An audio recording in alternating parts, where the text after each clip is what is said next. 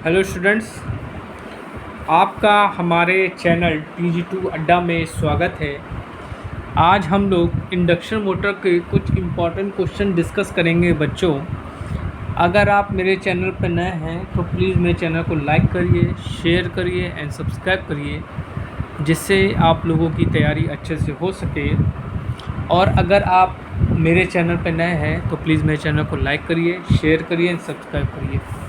चलिए स्टार्ट करते हैं। कह रहा है कि एक स्क्वायरल केज इंडक्शन मोटर के रोटर में क्षण की संख्या समानता होगी, इवन नंबर होगी, इक्वल टू स्टेटर पोल्स होंगी, प्राइम नंबर होगी, नम ऑफ एबव। तो बच्चों क्या होगी? वो प्राइम नंबर होगी। ठीक है, चलिए अगला क्वेश्चन देखते हैं। एक 3 फेज प्रेरण मोटर में घर्षण हानियाँ और वायु हानियाँ डैश डैश होती हैं। मैक्सिमम ऑन नो लोड पे मैक्सिमम होती है। मिनिमम ऑन नो लोड पे क्या होती है? कम होती हैं।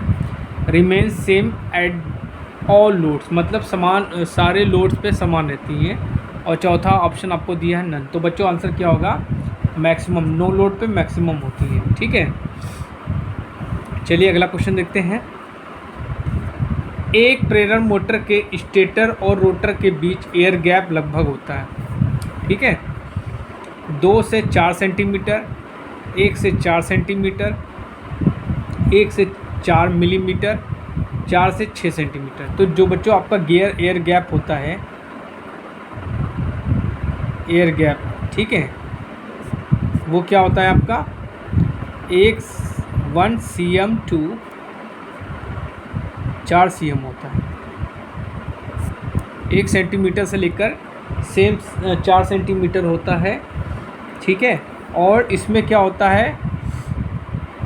एयर गैप क्या करता है? एयर गैप इंडक्शन मोटर को सेल्फ स्टार्टिंग बनाता है। सॉरी, इंडक्शन मोटर में अगर एयर गैप आपका ज़्यादा होगा तो पावर फैक्टर क्या होगा? आपका लो होगा। और अगर एयर गैप कम होगा तो पावर फैक्टर आपका क्या होगा? ज़्यादा होगा। ठीक है, ठीक, चलिए अगला क्वेश्चन देखते हैं। कह रहा है कि एक प्रेरण मोटर की अपेक्षित दक्षता लगभग होती है 60 से 90%, 80 से 90%, 95 से 98%, 99। तो देखिए, जो आपकी इंडक्शन मोटर होती है, 3 फेस इंडक्शन मोटर, ठीक है, 3 फेस इंडक्शन मोटर होती है, इसकी इफ़िशियंसी कितनी होती है? लगभग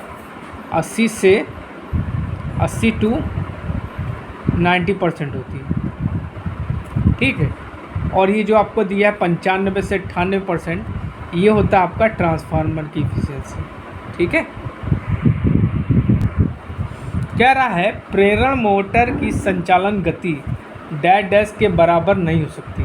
ठीक है, सिंक्रोनस मोटर, स्लिप स्पीड और stator speed, speed of magnetic field. तो देखिए, स्पीड ऑफ मैग्नेटिक फील्ड क्या होती है? स्पीड ऑफ मैग्नेटिक फील्ड होती है आपकी सिंक्रोनस स्पीड, जो होती है आपकी NS इक्वल टू 120 F/P होती है। ठीक है, जो आपका मैग्नेटिक फील्ड होता है उसकी स्पीड क्या होती है? सिंक्रोनस स्पीड होती है। ठीक, और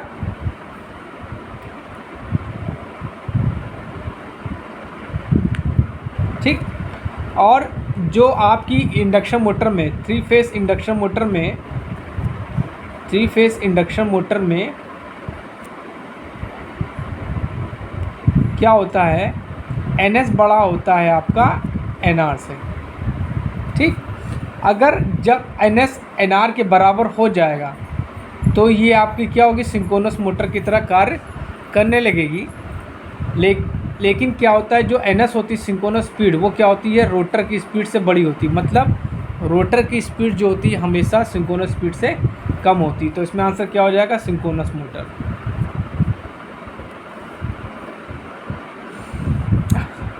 अधिकतम बलागुण को भी कहा जाता है। ठीक है, पुल आउट टार्क कहा जाता है, स्टार्टिंग टार्क कहा जाता है, रनिंग टार्क कहा जाता है, स्टेटर टार्क। ठीक है, तो अधिकतम बल आघूर्ण को हम लोग क्या कहते हैं? Pull out torque.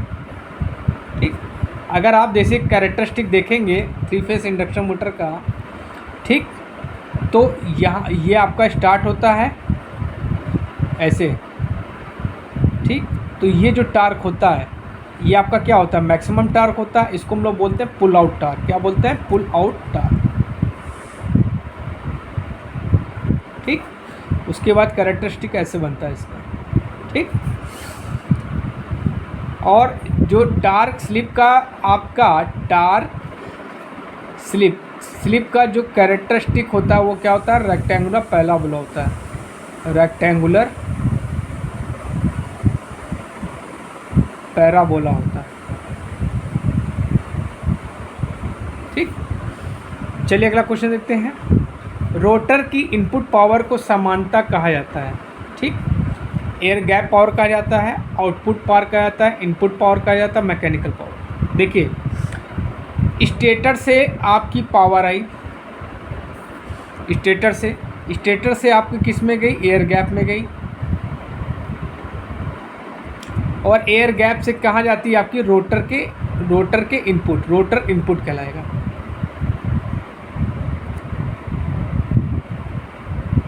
ठीक, तो इसमें आंसर क्या होगा? Air gap power. ठीक, आप एक रिलेशन याद रखिएगा हम सब बच्चों, पी जी अनुपात पी यू अनुपात पी एम इक्वल टू होता है 1/s/1 - s।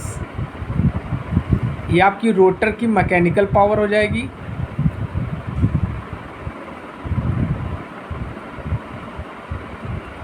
ये आपका रोटर लॉसेस, और ये हो जाएगी आपकी रोटर इनपुट पावर या एयर गैप पावर या स्टेटर आउटपुट पावर। ठीक है, इसको कई पावर से नाम से जान सकते हैं। निम्न में से कौन सा प्रारंभिक प्रेरण मोटर में उपयोग नहीं किया था? ठीक है, ऑटो ट्रांसफार्मर किया जाता है। ऑटो ट्रांसफार्मर क्या होता है? 20 HP के ऊपर जो मोटरें होती हैं उसमें ऑटो ट्रांसफार्मर स्टार्टर का प्रयोग किया जाता है। ठीक है, 3 पॉइंट स्टार्टर, ये आपका 3 पॉइंट जो स्टार्टर है बच्चों, ये आपका DC मोटर में यूज़ होता है। कहाँ होता है? DC motor. कौन सी मोटर? ये भी आपको पता होना चाहिए, शंट कंपाउंड। ठीक, और जो आपका 2 पॉइंट स्टार्टर होता है,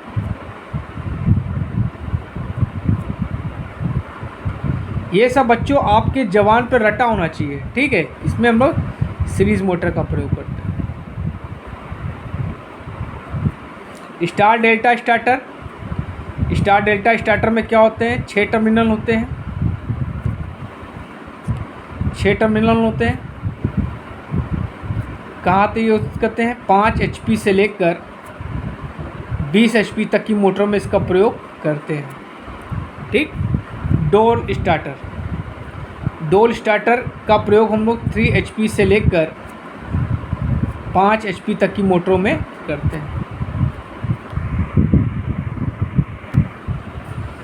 3 फेज इंडक्शन मोटर के रोटर परिपथ का प्रतिघात डैश पर अधिकतम होगा। नो लोड पे अधिकतम होगा, फुल लोड पे अधिकतम होगा, हाफ फुल लोड पे अधिकतम होगा, स्टार्टिंग में। तो बच्चों क्या होगा? वो स्टार्टिंग में अधिकतम होगा। ठीक है, ठीक, चलिए अगला क्वेश्चन देखते हैं। शॉर्ट सर्किट टेस्ट की अवस्था में प्रेरण मोटर की शक्ति गुणक को डैश निर्धारित किया जा सकता है। नो लोड टेस्ट से, ब्लॉक रोटर टेस्ट से, ओपन सर्किट टेस्ट से, एनी ऑफ द एबव। तो देखिए 3 फेज इंडक्शन मोटर,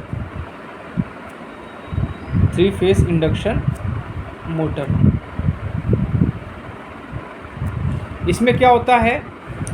जो आपका ओपन सर्किट टेस्ट होता है,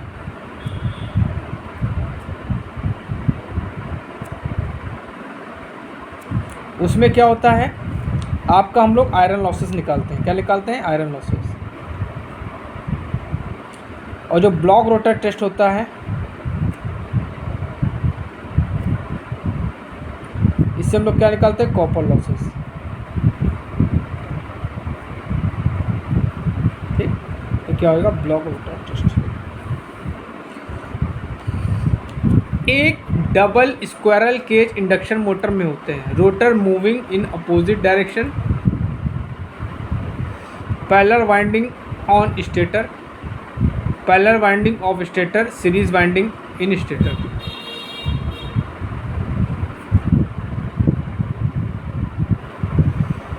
ये क्वेश्चन बच्चों आप लोग कमेंट करके बताइएगा कौन सा सही है।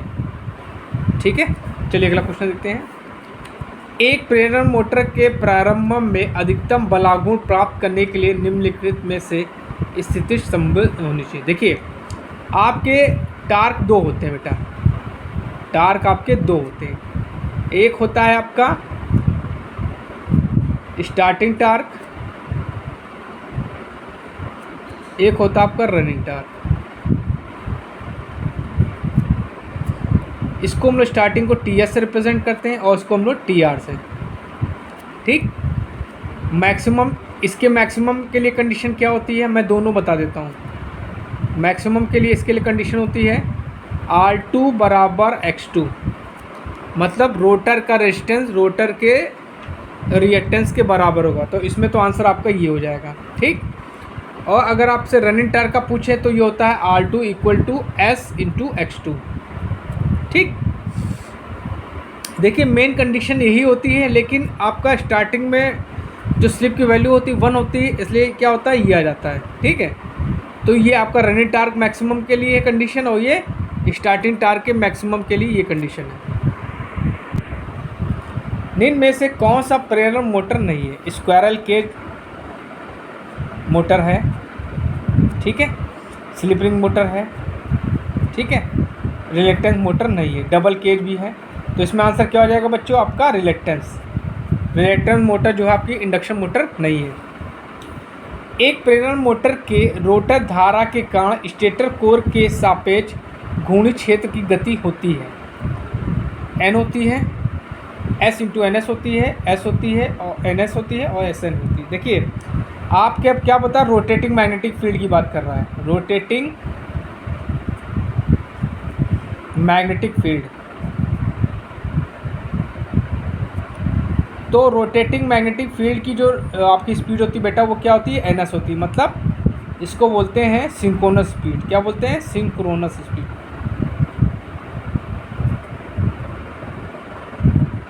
इसकी वैल्यू क्या होती है 120 F/P। ये आपका फ्रीक्वेंसी है,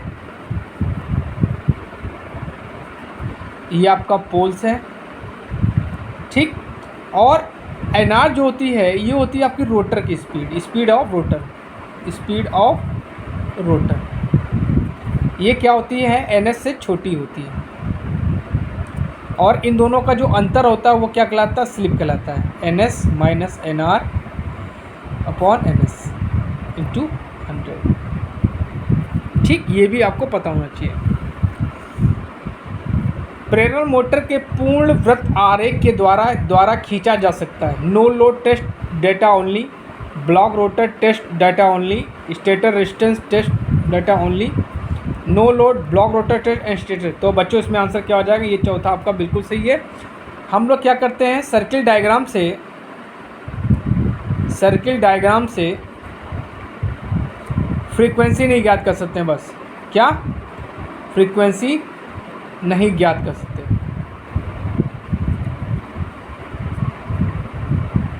बाकी सब ज्ञात कर सकते हैं। ठीक है, चलिए अगला क्वेश्चन देखते हैं। स्लिप रिंग इंडक्शन मोटर की गति को डैश डैश से कंट्रोल किया जा सकता है। ठीक है, rotor side only, rotor side की तरफ से, stator side only, stator side की, stator as well as rotor side. मतलब इसमें आंसर क्या हो जाएगा, रोटर और दोनों तरफ से हम कर सकते हैं। ठीक है।